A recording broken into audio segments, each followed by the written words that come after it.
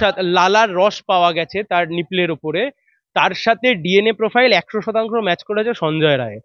কিন্তু এখানে but a very poor percentage of other female DNA was found. কোনো এক মহিলার ডিএনএও সেখানে পাওয়া গেছে।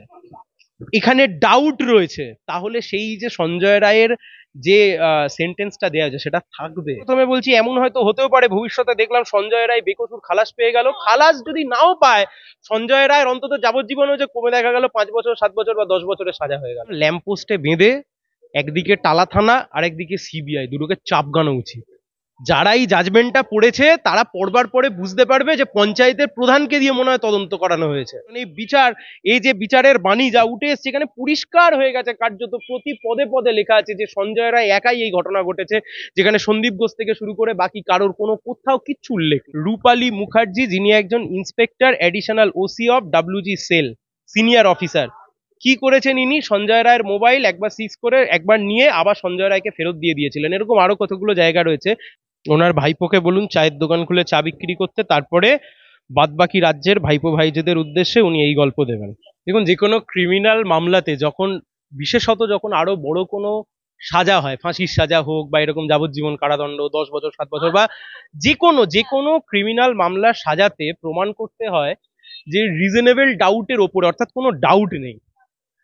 এই জাজমেন্টের 136 নম্বর পাতা, সেই পাতায় বলছে from the analysis of the nipple swab it appears that contained 100% DNA profile of the accused Sanjay Roy, and there was obviously full DNA profile of the victim, but the said nipple swab very poor percentage of an other female DNA was found. অর্থাৎ মানে ভালো ভাষায় যদি বলতে হয়, যিনি নির্যাতিতা, যিনি রেপড এবং মার্ডার হয়েছেন, তার যে নিপলের ওপর যে সোয়াব পাওয়া গেছে, তার সাথে লালার রস পাওয়া গেছে তার নিপলের ওপরে, তার সাথে ডিএনএ প্রোফাইল 100% ম্যাচ করেছে সঞ্জয় রায়। কিন্তু এখানে but a very poor percentage of other female DNA was found. কোনো এক মহিলার ডিএনএও সেখানে পাওয়া গেছে। তাহলে সঞ্জয় রায়ের আইনজীবী পরে যদি গিয়ে হাইকোর্ট বা সুপ্রিম কোর্টে বলে এখানে ডাউট রয়েছে, তাহলে সেই যে সঞ্জয় রায়ের যে সেন্টেন্সটা দেওয়া আছে সেটা থাকবে। কেই মহিলা তো সে তো তদন্ত করে বের করার কথা ছিল, ইয়া থাকবে বিয়ন্ড রিজনেবল। আমি বিয়ন্ড রিজনেবল ডাউট আদৌ হচ্ছে? আদালত নিজে বলছে পারফাংটারি ইনভেস্টিগেশন, এইরকম ভাবে তদন্ত হয়েছে। কথা বলছি, সঞ্জয়ের আইনজীবী কবিতা সরকার তিনি বলছেন শুধু সঞ্জয়ের ডিএনএ ম্যাচ করানো হয়েছে, আর কারো ডিএনএ নেওয়া হয়নি। সায়নদা, আমি সেটাই তো বলছি, তাহলে এই প্রশ্নগুলো যদি পরবর্তীকালে উচ্চতর আদালতে আসে সেক্ষেত্রে সঞ্জয়ের পক্ষেই সবটা যাবে, সঞ্জয়ের বিপক্ষে যাবে না। সহজ বিষয়। মুখ্যমন্ত্রী বলছেন আমার হাতে থাকলে ফাঁসি দিয়ে দিতাম। রাজ্য হাইকোর্টের দ্বারস্থ হয়েছিল সঞ্জয়ের ফাঁসি চেয়ে, কিন্তু আজ আদালত কার্যত বলছে যে কেন সঞ্জয়ের ফাঁসি, কে আদালতের দ্বারস্থ হয়েছে, রাজ্য কি আদৌ আদালতের দ্বারস্থ হতে পারে কি না, এই মুহূর্তে দাঁড়িয়ে প্রধান বিচারপতি এজলাস প্রশ্ন তুলেছে। আমার সঙ্গে রয়েছেন আইনজীবী সায়ন ব্যানার্জি, কথা বলবো দাদার সাথে। দাদা, বলছি মুখ্যমন্ত্রী বলছেন আমার হাতে থাকলে ফাঁসি দিয়ে দিতাম। শোনো, একটা কথা বলি, মাথায় খুব রাগ আছে তো, গ্রামের ভাষা হলে বলতাম ল্যাম্পপোস্টে বেঁধে একদিকে টালা থানা আর একদিকে সিবিআই দুটোকে চাপগানো উচিত। একদিকে সিবিআই আর একদিকে টালা থানা, চাপগানো উচিত দুটোকে। ওই জন্য বলছি চাপগানো উচিত। চাপগানো মানে আবার ভেবো না সত্যিকারের চাবুক দিয়ে চাপগানো, যেটা কথার কথা যাকে বলে, চাপগানো উচিত দুটোকে, চাপগানো উচিত। যারা এই জাজমেন্টটা পড়েছে তারা পড়বার পরে বুঝতে পারবে যে পঞ্চায়েতের প্রধানকে দিয়ে মনে হয় তদন্ত করানো হয়েছে। সিবিআই কি করেছে মামলাতে, কি বলছে? জাজমেন্টের 152 নম্বর পাতাতে বিচারক পরিষ্কার ভাবে লিখছেন পিডব্লিউ50 মানে এই কেসের যিনি আইও ছিলেন সিবিআই এর, বলছে did not make any further specific investigation, কোনো তদন্তই করেনি ফার্দার ইনভেস্টিগেশন। সীমা আহুজা তিনি কে? তিনি সিবিআই এর ইনভেস্টিগেটিং অফিসার, আইও। সেই আইও কোনো স্পেসিফিক ইনভেস্টিগেশন করেনি। কি করেছে? she had just placed the evidences under the magnifying glass, took steps for scientific analysis of the evidence and placed the evidence so far collected in this case either by Kolkata police or by CBI to prepare a complete chain of events। অর্থাৎ Kolkata police তদন্ত করে যা ওই যেটুকু যা তথ্য প্রমাণ জোগাড় করেছিল, সিবিআই কয়েকটা তথ্য প্রমাণ নিয়ে সেটাকেই ম্যাগনিফাইং গ্লাসের আন্ডারে রেখে সাইন্টিফিক ভাবে একটা চেন তৈরি করে দিয়েছে। এটা আমি তোমাকে বলছি, মানে জঘন্য অসভ্য জানোয়ার একজন হোক বা কিছুজন মানুষ মিলে, যেহেতু আমরা সবাই বিশ্বাস করি এটা একা সঞ্জয়ের ঘটনা নয়, আরো নিশ্চয়ই অনেক ব্যক্তিরা সেখানে উপস্থিত ছিলেন, কিছু মানুষ তাকে বাঁচতে দিল না, তাকে ধর্ষণ করে খুন করলো। আর এই রাজ্য সরকারের পুলিশ আর কেন্দ্রীয় সরকারের সিবিআই এ দুজনে মিলে মেয়েটিকে তদন্ত থেকে বঞ্চিত করলো। তদন্ত মানে প্রকৃত তদন্ত, শুধু তদন্ত থেকে বঞ্চিত করলো। বিচার তো অনেক পরের কথা, আমি তোমাকে বলছি তদন্ত থেকে বঞ্চিত করলো। এসেছে সায়নদা, আপনি আপনি বোগাস, কিচ্ছু নেই।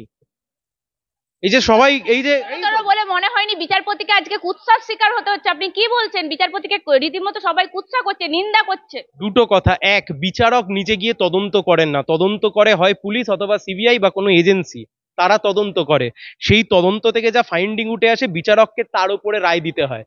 বিচারকের হাত পা এক্সট্রা নেই যে সে গিয়ে তদন্ত করে নিয়ে আসবে, এক নাম্বার। দু নাম্বার, এটা বিরল থেকে বিরলতম অপরাধ না হলেও কিন্তু এটা বিরল থেকে বিরলতম একটা বোগাস তদন্ত, বোগাস তদন্ত। আবার আমি বলছি, দায়িত্বের সাথে বলছি, বোগাস তদন্ত। এই বিচার, এই যে বিচারের বাণী যা উঠে এসছে, এখানে পরিষ্কার হয়ে গেছে, কার্যত প্রতি পদে পদে লেখা আছে যে সঞ্জয় রায় একাই এই ঘটনা ঘটেছে, যেখানে সন্দীপ ঘোষ থেকে শুরু করে বাকি কারোর কোনো কোথাও কিচ্ছু উল্লেখ নেই। পরিষ্কার ফাইন্ডিং, পরিষ্কার ফাইন্ডিং, পরিষ্কার ফাইন্ডিং, এতে কিচ্ছু নেই। আমি তোমাকে বলছি কিচ্ছু নেই। মুখ্যমন্ত্রী বলছেন ফাঁসি দেবো নরপিশাচের, আমার হাতে থাকলে ফাঁসি দিয়ে দিতাম। কেন ফাঁসি হবে না? আবার অভিষেক বন্দ্যোপাধ্যায় বলছে কেন আমাদের ট্যাক্সের টাকা ধ্বংস করে ওকে প্রতিপালন করা হবে। আমি তোমাকে দুটো কথা বলি, এক হচ্ছে মমতা ব্যানার্জি সুন্দর রাজনীতি করতে চাইছেন, তার কারণ রাজনীতি করার সুযোগটা সিবিআই মমতা ব্যানার্জিকে করে দিয়েছেন। সিবিআই যদি তদন্তটা ঠিক করে করতো তাহলে মমতা ব্যানার্জি আজকে রাজনীতি করবার স্কোপটুকু পর্যন্ত পেতেন না। কথা খুব পরিষ্কার, কথা খুব স্পষ্ট। আমি তোমাকে পেজ নাম্বার বলে দিচ্ছি, তোমার দর্শক যারা আছেন তারা পেজ ধরে যদি পড়েন, 150, 151, 152 সিবিআই আর পুলিশের নামে যা বলেছে তোমরা খালি একবার করে পড়ো। আমি তোমাকে বলছি একবার করে পড়ো। এবং আমি তোমাকে বলছি, তোমাদের চ্যানেলে প্রথমে বলছি, এমন হয়তো হতেও পারে ভবিষ্যতে দেখলাম সঞ্জয় রায় বেকসুর খালাস পেয়ে গেল। খালাস যদি নাও পায়, সঞ্জয় রায়ের অন্তত যাবজ্জীবন হয়েছে, কমে দেখা গেল 5 বছর, 7 বছর বা 10 বছরের সাজা হয়ে গেল। বলছেন সঞ্জয় রায়কে কার্যত আদালতের বাইরেও, আমি সায়নদা ছিলাম, আমি খুব উগড়ে উঠছিল, মানুষ বলছিল সঞ্জয় রায়কে বলির বাগড়া করা হচ্ছে। আমি তোমাকে বলছি on the basis of the evidence, এখানে বিচারক লিখছেন একটা জায়গায়, on the basis of my discussion after scanning of the evidence I am of the view the negligence of the IO or the police administration or the hospital authority as well as the perfunctory investigation can is no way stand on the way of the prosecution case. উনি বলতে চেয়েছেন পারফাংটারি investigation, অর্থাৎ কি বলবো, মানে একটা গা ছাড়া ভাবে তদন্ত, এই তদন্তের জন্য কেসটা নষ্ট হয়ে যেতে পারে না। তার মানে উল্টো দিকে যদি ধরা হয় তাহলে এটা প্রমাণিত যে তদন্তটা গা ছাড়া মনোভাব ছিল। তাহলে সঞ্জয় রায়ের আইনজীবী যে কোনো সময় এসে বলতে পারে একটা গা ছাড়া দেওয়া তদন্তের উপরে দাঁড়িয়ে আপনি একজনকে কি করে যাবজ্জীবন দিয়ে দিচ্ছেন। বলছে বিরল থেকে বিরলতর ঘটনা নয়, মুখ্যমন্ত্রী বলছে এটা বিরলতমই ঘটনা। মুখ্যমন্ত্রী বলছে কি করে বিচার ব্যবস্থা এই কথা বলতে পারে? আমি তোমাকে আবার বলছি, শুধুমাত্র তুমি যেটা বলছো আমি তোমার সাথে একমত, কিন্তু এটা শুধুমাত্র মুখ্যমন্ত্রীর বিষয় নয়। মুখ্যমন্ত্রী রাজনীতি করছেন, আমরা সবাই জানি, উনি আগেও রাজনীতি করেছেন, উনি এখনো রাজনীতি করে যাচ্ছেন।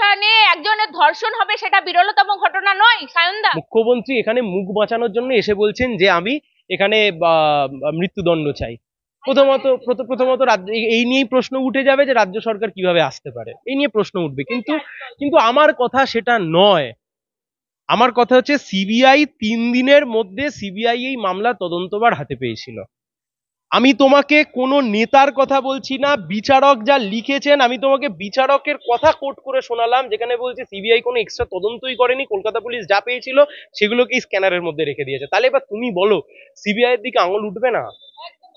নির্যাতিতার মা বাবা আপনারা দেখেছেন, তারা বলছে, সিবিআই বলছে ভগবানের উপর ভরসা রাখুন। ভগবানের উপর যদি ভরসা রাখবো তাহলে তোমাদেরকে তদন্ত করতে দিচ্ছি? একটা তদন্ত, এগুলো তদন্ত হয়েছে, এটা তদন্ত। বলতে হবে না যে এই পুলিশ অফিসারের বিরুদ্ধে কি ব্যবস্থা নিয়েছে।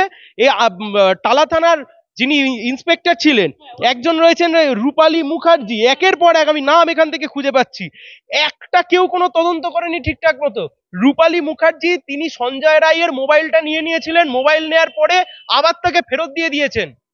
এখানে যিনি কনসার্ন অফিসার রয়েছেন, কনসার্ন অফিসার বলছেন এই অভয়ার যে মৃত্যু, সেই মৃত্যুর জন্য যে ইউডি কেস হয়েছিল, সেই ইউডি কেসের জায়গাটা কলমটা ফাঁকা রেখে পরের জায়গায় লেখা হয়েছিল।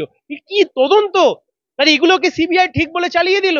আমি তোমাকে বলছি আজ নয়তো কাল হয়তো সঞ্জয় রায় ও বেকসুর খালাস না পাক, কিছু সার্কামস্টান্সিয়াল এভিডেন্স আছে, কিন্তু এই এভিডেন্সের উপর দাঁড়িয়ে যাবজ্জীবন কারাদণ্ড অসম্ভব।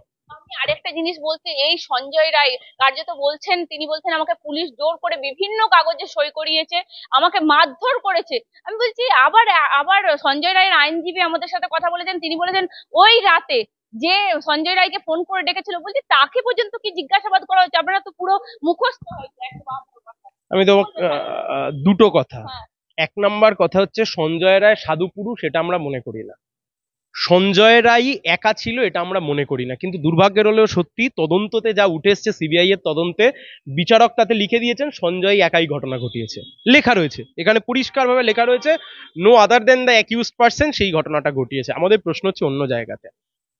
আমি গতকাল এই বিষয়তে বলেছিলাম, আমি জানি না, আমি যদি খুঁজে পাই আমি তোমাদেরকে দেখাতে পারবো, কলকাতা পুলিশের বাইক, সেই বাইককে ব্যবহার করে সঞ্জয় রায় তারা প্রথমে গেছেন নিষিদ্ধ পল্লীতে,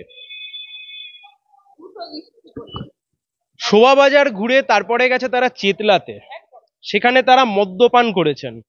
সাথে ছিল কি না, সাথে ছিল সেই বাইকটা। কোন বাইকটা?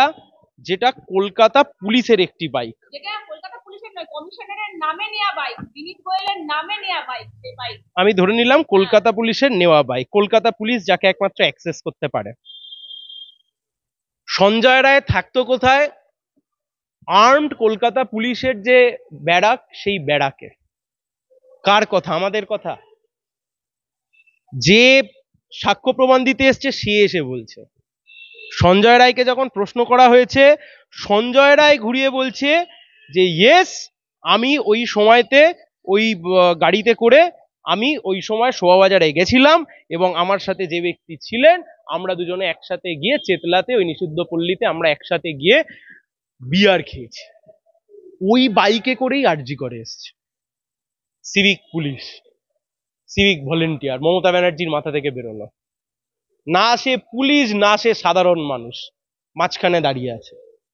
সে কে না আরজিকর হাসপাতালে বুক ফুলিয়ে ঘুরে বেড়াতে পারে। সে কে না কলকাতা আর্ম ফোর্সের ব্যাটালিয়ানের সাথে যে রিজার্ভ ব্যারাক রয়েছে সেখানে গিয়ে থাকতে পারে। সে কে? আমি এক্সাক্ট খুঁজে পেলাম না প্যারাগ্রাফটা, আমি পেলে তোমাকে পাঠিয়ে দিচ্ছি, তুমি দর্শকদেরকে দেখাতে পারবে। সাক্ষ্য প্রমাণ দিতে এসে বলছেন যে সেই ব্যক্তি নাকি পশ্চিম মেদিনীপুরে এনাদের সাথে রেড করতে গেছিল। কলকাতা হাইকোর্ট বারবার বলেছে কোনো ল অ্যান্ড অর্ডারের কাজে এই সমস্ত সিভিক ভলেন্টিয়ারদেরকে রাখতে পারবে না। উত্তর দেবে না আজকে কেউ, কেউ রেসপন্সিবিলিটি নেবে না, সবাই গলাবাজি করে চলে যাবে। এমন জায়গায় গিয়ে দাঁড়াচ্ছে হয়তো ভবিষ্যতে তোমাকে আমাকে রাস্তায় নেমে মিছিল করতে হবে, সেই দিল্লির মতো নো ওয়ান কিল্ড জেসিকা, এখানে বলা হবে নো ওয়ান কিল্ড অভয়া। আমি একটা এই মুহূর্তে শাসক দলের তরফ থেকে দেখছিলাম, সবাই বলছিল সায়নদা যে কমরেড সঞ্জয় রায়কে বাঁচাতে নেমে পড়েছে সিপিআই। আপনিও দেখেছেন অসংখ্য post। কোন পাগল ছাগল কি বললো তা নিয়ে এত গুরুত্ব দিও না। আমরা কি সঞ্জয় রায় নিয়ে কথা বলছি বলে এরকম হয়ে আসছে? পাগল ছাগল, তৃণমূলের নেতাগুলো পাগল, না, আমি বলছি, উন্মাদ, বদ্ধ উন্মাদ, মুখ্যমন্ত্রী বলছে আমার হাতে থাকলে ফাঁসি। আনসাউন্ড মাইন্ড, পাগল, উন্মাদ, বদ্ধ উন্মাদ। আমি বলেছি তো, এবারে যার যার নাম বলবে সব কটা। বলছি দেবাংশু পোস্ট করেছে, বলছে 3টে কেসে দেখুন সব ফাঁসি করিয়ে দিলাম। কি হলো এই কেসে? কেন সঞ্জয় রায় এর ফাঁসি হলো না? আর আমি বলছি সঞ্জয় রায়ের মুখ বন্ধ করতে কেন তৎপর? আপনার আইনজীবী হিসেবে কি মনে হচ্ছে কেন রাজ্য সরকার তড়িঘড়ি ফাঁসি চাইছে সঞ্জয় রায়? কারণ রাজ্য সরকারও জানে রাজ্য সরকার ফাঁসি চাইলেও কিছু হবে না, স্বাভাবিক বিষয়। তুমি ফাঁসি চাইতে পারবে?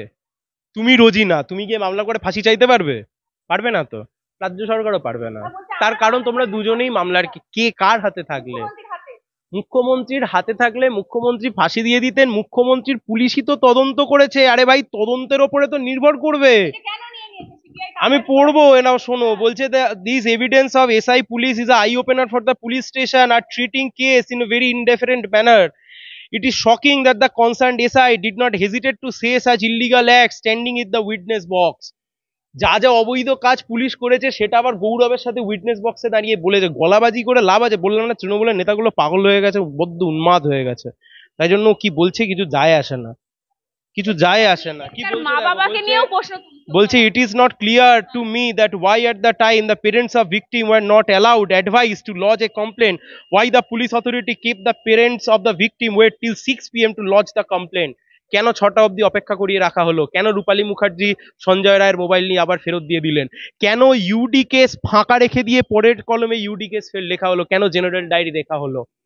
এই প্রশ্নের উত্তর আজ তৃণমূল দেবে না, শুধু গলাবাজি করবে। একটা অপদার্থ সিবিআই, সেই অপদার্থ সিবিআই যেহেতু অপদার্থতামি করেছে সেই জন্য আজ রাজ্য সরকার তার সমস্ত ক্রেডিট নিয়ে নেবে। আর মাঝখান থেকে একজন মার্ডার্ড হলো, সে রেপড হলো, ওয়ার্ক প্লেস, সরকারি হাসপাতাল, মুখ্যমন্ত্রী ব্রুটালি রেপ, তার কোনো রকমের কোনো কিছু হবে না? আমি তোমাকে শুধু দুটো লাইন পড়ে শোনাচ্ছি, এই দুটো লাইনের ওপর দাঁড়িয়ে আছে ভবিষ্যৎ এই গোটা মামলা। বলছে it is her good luck that the defense did not challenge her by placing some twisted questions, but she failed to lead the investigation properly. কাকে নিয়ে বলছে? রূপালী মুখার্জি, যিনি একজন inspector additional OC of WG cell, senior officer. কি করেছেন ইনি? সঞ্জয় রায়ের mobile একবার সিজ করে একবার নিয়ে আবার সঞ্জয় রায়কে ফেরত দিয়ে দিয়েছিলেন। এরকম আরো কতগুলো জায়গা রয়েছে। বিচারক সেখানে বলছেন যে ওনার ভাগ্য ভালো যে ডিফেন্সের যে অ্যাডভোকেট, মানে সঞ্জয় রায়ের যে অ্যাডভোকেট, সেই অ্যাডভোকেট ওনাকে কোনো টুইস্টেড প্রশ্ন করেনি। টুইস্টেড প্রশ্ন যদি করতো, ইনভেস্টিগেশন নিয়ে প্রশ্ন উঠতো, তাহলে গল্প অন্য জায়গায় চলে যেত। এবার তুমি বলো তো, সুপ্রিম কোর্টে বা হাইকোর্টে সঞ্জয় রায়ের উকিল যদি এই জায়গাতে প্রশ্ন করে, এই তদন্ত টিকবে? এই তদন্ত টিকবে? ছেলে খেলা হচ্ছে। লিগাল এইডের তরফ থেকে আইনজীবী না নিয়ে সঞ্জয় যদি পার্সোনালি আইনজীবী নিয়ে লড়াই করে, সত্যি সায়নদা আপনি যা পয়েন্ট গুলো দেখালেন, সঞ্জয় রায় তো ছাড়া পেয়ে যাবে। দুটো কথা, এক দেখো, আমি নিজে যেহেতু একজন আইনজীবী, ফলে লিগাল এডেও যিনি আইনজীবী আছেন, আমি কখনো তাকে অসম্মান করতে পারি না। তারাও মানে তারা আইনজীবী হিসেবে সঞ্জয়ের জন্য যা করবার তাই করেছেন নিশ্চয়ই। এবার সঞ্জয় রায় কোথা থেকে উকিল দেবেন, নাকি তৃণমূলী ঘুরপথে সঞ্জয়ের জন্য উকিল দেবে, সেটা আমরা বলতে পারবো না। সেটা আমরা বলবো কি করে? ট্যাক্সের টাকা করে করে যারা চেঁচাচ্ছে, অভিষেক বন্দ্যোপাধ্যায় থেকে শুরু করে তৃণমূলের নেতারা, কেন বাঁচিয়ে রাখবো সঞ্জয়কে, এই কামনা করছি, এই করছি, এই করছি। আমি বলছি, সত্যি তারা তাদের উদ্দেশ্যে কি বলবে? অভিষেক বন্দ্যোপাধ্যায় যে এনকাউন্টারের কথা বলেছিল, তার উদ্দেশ্যে কি বলবে? এনকাউন্টার করে দিলে বাকি ঘটনা সামনে আসবে না, সেটাই স্বাভাবিক। আর আর অপরাধীদেরকে কেন খাইয়ে পড়িয়ে বাঁচিয়ে রাখবো? জেলের দিকে তাকালে তো অর্ধেক তৃণমূল। অন্য বিষয় সে আর বললাম না। একই সাথে সায়নদাকে আরেকটা প্রশ্ন করব, মুখ্যমন্ত্রী বলছেন কি হবে সরকারি চাকরি ইন্টারভিউ দিয়ে প্রসেসের মাধ্যমে আসতে হবে, তার থেকে একটা কাজ করুন, চায়ের দোকান করুন, চা বিক্রি করলে অনেক টাকা পয়সা হবে। ওনার ভাইপোকে বলুন চায়ের দোকান খুলে চা বিক্রি করতে, তারপরে বাদবাকি রাজ্যের ভাইপো ভাইজেদের উদ্দেশ্যে উনি এই গল্প দেবেন।